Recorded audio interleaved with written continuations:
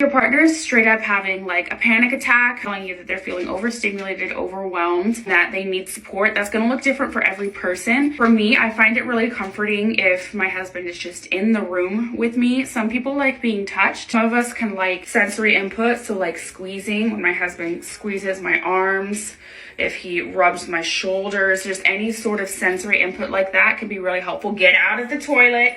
But for some people, that's going to make it even worse. So you can ask your partner, do you want to be touched? Yes or no. Sometimes bringing them like a cold sheet, like a cold washcloth or something, nothing that's too hot, but something that's cold, putting it on their forehead, putting it on the back of their neck with consent. Obviously, you don't want to startle them. That can be really, really helpful. Anything to just kind of bring them out of that sensory experience. Say comforting things. You can ask, do you want to talk about it? I can listen. Bringing them water. Just, ask them, when was the last time you had some water to drink? Can I bring you something to drink? Ask them if they want their current hyperfixation food, their current safe food, if they have something to eat, if they've eaten recently. If your partner is ADHD or ADHD, which means that they have both ADHD and are on the autism spectrum, you can ask if they want to fidget. This is just a little thing of sparkly pink Play-Doh. Sometimes I can ask my husband, can you bring me my Play-Doh? And it's really helpful if I'm feeling anxious. I can just squeeze this, have something to do with my hands.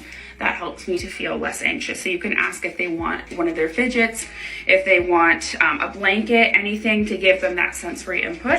That's very helpful. If your partner does not want to be touched, does not want to be spoken to, but you can tell you still want to support them, if you ask them what they need and they say they don't want to talk, they don't want to be touched, really just sitting with them, creating the most comfortable environment you possibly can, turning down bright lights if it's too hot or too cold, making the temperature more comfortable for them, and really just sitting with them. Orient your body to face them. If they don't want to be touched, just orient your body to face them and just kind of sit there. You don't have to stare at them. I find once I get to a certain point in my kind of overwhelm, then I'm able to communicate with my husband like what I need. If you have ADHD or you are ADHD or you are ASD, please comment down below. I don't know if I'm pointing in the right way, but please let me know in the comments if you agree these things would be helpful. If not, please correct me in the comments. Like, let me know what would be helpful to you. And thank you so much for this comment, and definitely follow for more neurodivergent content.